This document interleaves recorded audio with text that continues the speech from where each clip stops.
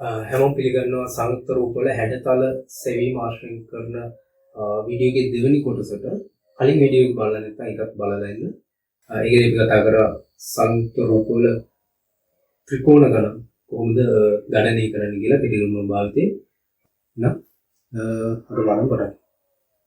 මේ වගේ එකක ත්‍රිකෝණ ගණන මේ වගේ රූපයක ත්‍රිකෝණ ගණන හොයන්න කොහොමද කියලා බලමු. මේකෙදි ඉස්සලම ගන්න ඕනේ මේ ත්‍රිකෝණ මුලින් ඉඳන් අකට අංකණය කිරීම.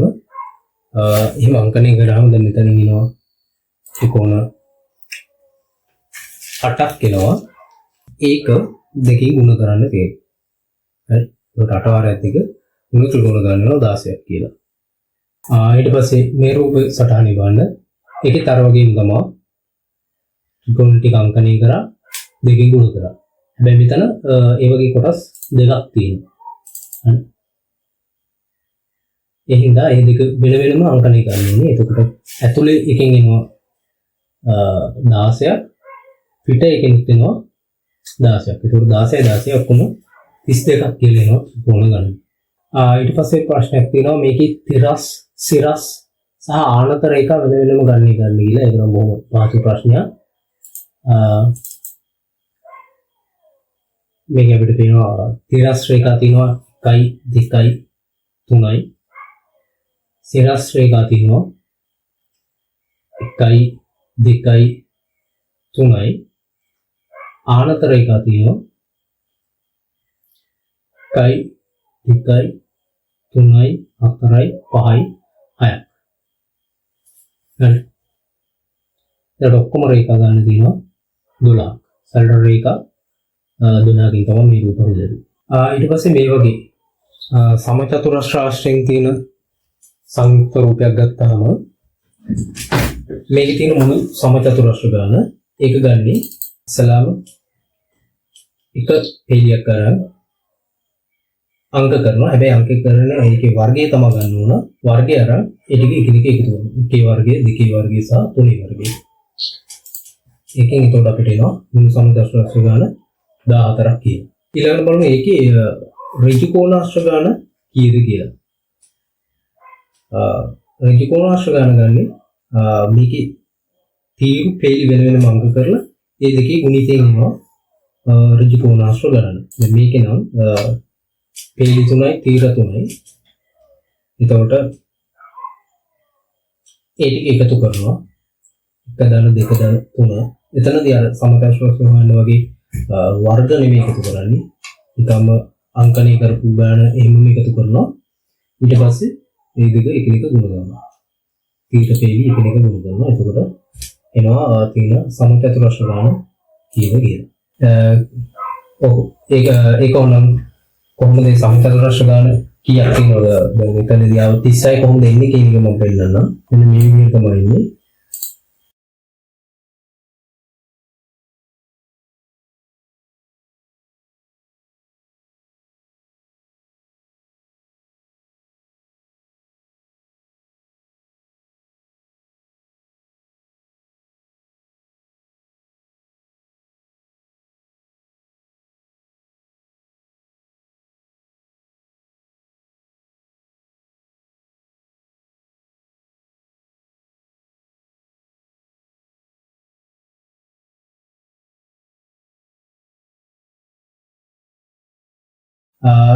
ඊළඟට බලන්න මේ වගේ එකක් දීලා මේකේ සමාන්තර රාශිය කීයක් තියෙනවද කියලා.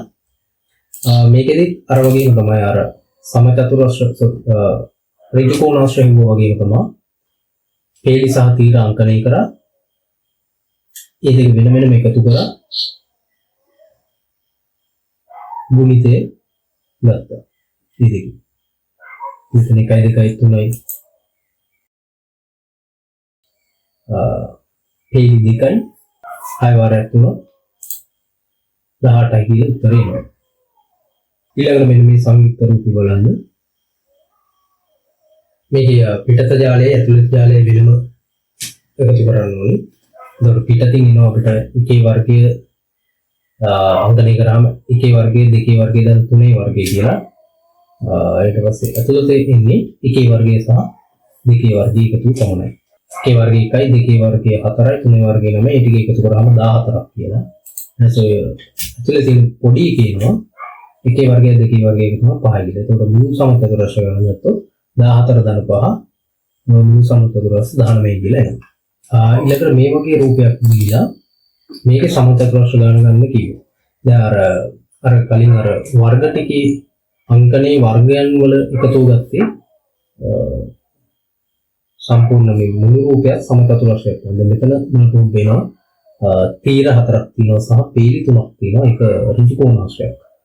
කියන්නේ ලොකු රූපේ ඍජු කෝණාශ්‍රයක්. ඒක ඇතුලේ තියෙන සමචතුරස්‍ර ගණන් ගන්න කිව්වොත් අර විදිහට මේක ගන්නේ.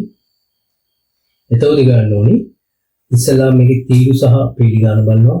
තීරු 4යි පීලි 3යි 4 වාරයක් 3. ඒකට එකතු කරනවා ඊගාවට 3 වාරයක් 2. ඊට පස්සේ ආයෙනවා දෙවතාවක් 1. ඊට පස්සේ ඒ ටික එකිනෙක එකතු කරනවා. එතකොට මුළු සමචතුරස්‍ර 20යි කියලා එනවා. මේක අර ඍජු කෝණාශ්‍ර හොයපු එක පටල ගන්න එපා. ඍජු කෝණාශ්‍ර හොයද්දී කරේ අංකණය කරලා ඒ අංකණයන්ගේ එකතු කියන්නේ පීලි තීර වෙන වෙනම ඒක එකතු අරගෙන ඒ දෙකේ ගුණිතය ගත්තේ.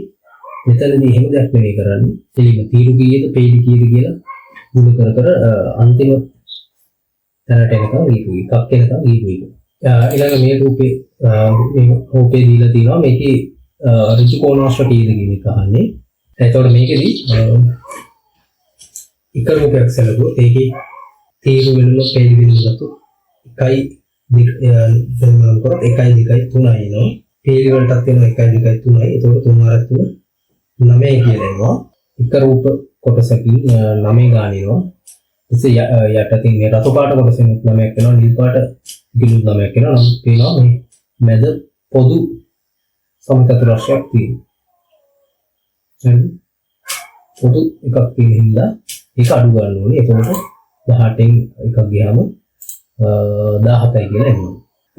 ඊළඟට බලන්න මෙන්න මේ වගේ රූපයක් දුන්නාම මේක ඒතකොට මෙතන කොටුව නෑ. මේකේ ඍජු කෝණාශ්‍ර කීයක් තියෙනවද ඍජු කෝණාශ්‍ර කීයක් තියෙද කියලා තමයි අහන්නේ. එතකොට අපිට ලේසි ඉස්සලාම මේක තියෙනවා කියලා සලකලා මේක තියෙනවා කියලා සලකුවොත් කොහොමද ඍජු කෝණාශ්‍ර හොයන්නේ? එතකොට මේක අංක කරන 1යි 2යි 3යි. ඉතින් පල්ලයට අංක කරන 1යි 2යි 3යි. මේ ටික එකතු කරනවා 6යි. මේ ටික එකතු කරනවා 6යි. මේ දෙක ගුණ කරනවා 6 වාරයක් 36 කියලා එනවා. හැබැයි මේ 36 එන්නේ මේක තිබුණා. ඒකට ඒක නැති වුණොත් කොහොමද ඉන්නේ? ඒකට මේක නැති වුණොත් අඩු වෙන්නේ කීයක් අඩු වෙනවද? ත්‍රිකෝණාශ්‍රය. ඒකට මේ කොටුව නැති වෙන්න ඕන. එතකොට මේ සම්පූර්ණ එකම නැති වෙන්න ඕන. ඊට පස්සේ මේකයි හැදෙන එක නැති වෙනවා. මේ තුනම හැදෙලා ඉන්න එක නැති වෙනවා. මේ අතර නැති වෙනවා. මෙහාට නැති වෙනවා. මේ හතර මේ වගේ නැති වෙන ටික සැලකුවා. මම ඒක පෙන්නන ස්ක්‍රීන් එකේ මේ නැති වෙන ටික සැලකුවා. මේ 39 නැති වෙන මේ කොටුව අහිමි වීම නිසා නැති වෙන ත්‍රිකෝණාශ්‍ර ගාන මෙතින් අඩු කරගත්තා නම් ඒක හොයාගත්තා නම් උත්තරේ ගන්න ලේසි. නැති වෙන ටික හිමි ඉන්නේ. එතකොට මේ පළවෙනි පොඩි කොටුව නැති වෙනවා. ඊට පස්සේ කොටු දෙකේ ඍජු කෝණාශ්‍රයක් තියෙනවා. තුන එකක් මෙහාට නැතිනවා. ආයෙ දෙකක් උඩට නැතිනවා. තුනක් උඩට නැතිනවා. ඊට පස්සේ මේ හතරේ සෙට් එක ගත්ත හැකි එක නැතිනවා. හය එක නැතිනවා. සිරස් හතර තියෙන හය එක නැතිනවා. ඊට පස්සේ මේ සම්පූර්ණ ලොකු සම්පූර්ණ ලොකු සමචතුරස්‍රයක් නැතිනවා. එතකොට 36 මේ අහිමි වෙච්ච 9 අඩු කරාම උත්තර එනවා 27යි කියලා. මම කතා කරේ IQ පේපර් එකට එන සංකීර්ණ හැඩතල තුල තියෙන කුඩා හැඩතල ගණනය කරන්න පුළුවන් කෙටි ගණන කීපයක්. එහෙනම් තවත් වීඩියෝ එකකින් හම්බෙමු.